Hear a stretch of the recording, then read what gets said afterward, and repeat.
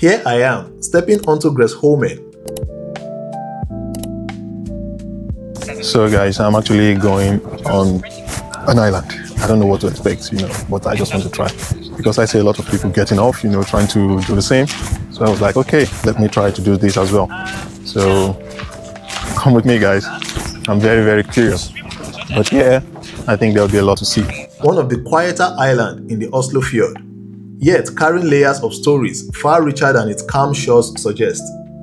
This place is part of cluster Gressholmen, Hengholmen, and Rambarea, now joined by stone fields, but one separate highland brimming with history. So there was a time in the history of Oslo where the whole city was burnt down 100%, right? And then the oil family, right, which were then the royal family, were kind of curious to why and how it happened. And I think the only way that could have happened is because, there were oils, right? And also the houses were wooden houses. So they had to improvise, So then, in the old city center, they had to, pass a law that every building that would be built in that area would be built with bricks.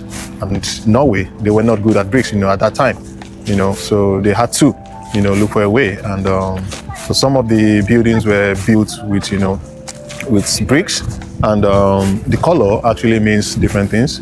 So if you have the white color, then that means you're of the rich, family. And if you have the yellow color, then you're of the middle class. And of course, if you have like the clay color, which they now consider to be orange, then you are in the lower league, right? Back in the late 1800s, this island wasn't just for day trips. It hosted a shooting range built in 1864. So do you also know that in Norway, there is no death row?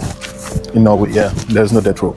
So it was abolished, and what they have now is at most, 20 years, which means crime in Norway is kind of on the low, very low, very low. There is this fun fact that almost everybody that left prison in Norway, never go back into crime. This is because during their time in jail, right, they were being integrated, they learned some stuff, they go to universities, they go to colleges, they do whatever they want to do, So by the time they come out from prison, they already have something to do, right? So going back to crime was never an option for them.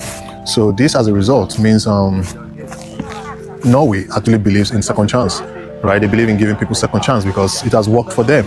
When people go on, when people go to the jail, they come back being a better person. So that's something good, something unique.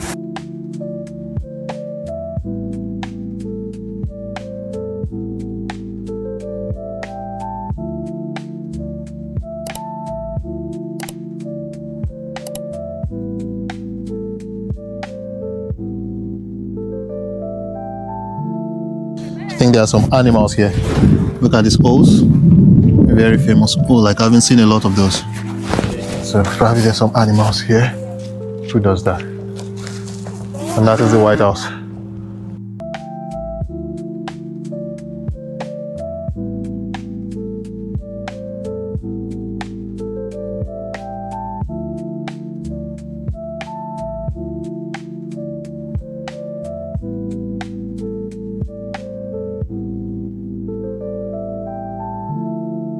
So one of the old prime minister of Norway was by the name Gressholmen, actually sold Norway out to Adolf Hitler, right? So he was more of like a traitor, and right now he's been labeled a traitor. I didn't even know Adolf Hitler had issues with Norway as well, But yeah, so his name actually is in the dictionary, and which means a traitor. So if you checked the dictionary, so it's used as an adjective or something like that, for a traitor. So if you call someone, a grizzly, then you mean they are a traitor. So many facts, so many facts.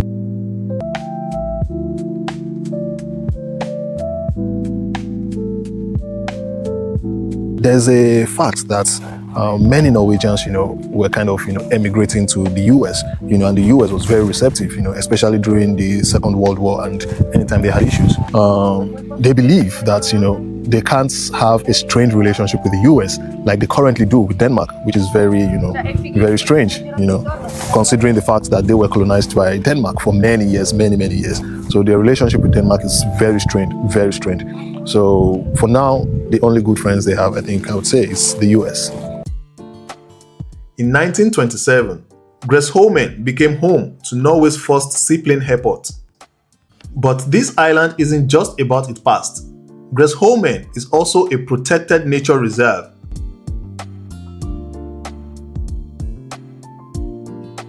Walking this path today, you feel the layers, a place where aviation dreams once soared, where industrial whispers brushed against nature, where history and serenity coexist. Gressholmen may seem small, but it holds the story of a whole world. Me, myself, my family, extended nuclear, find peace, always. And for my viewers, of course,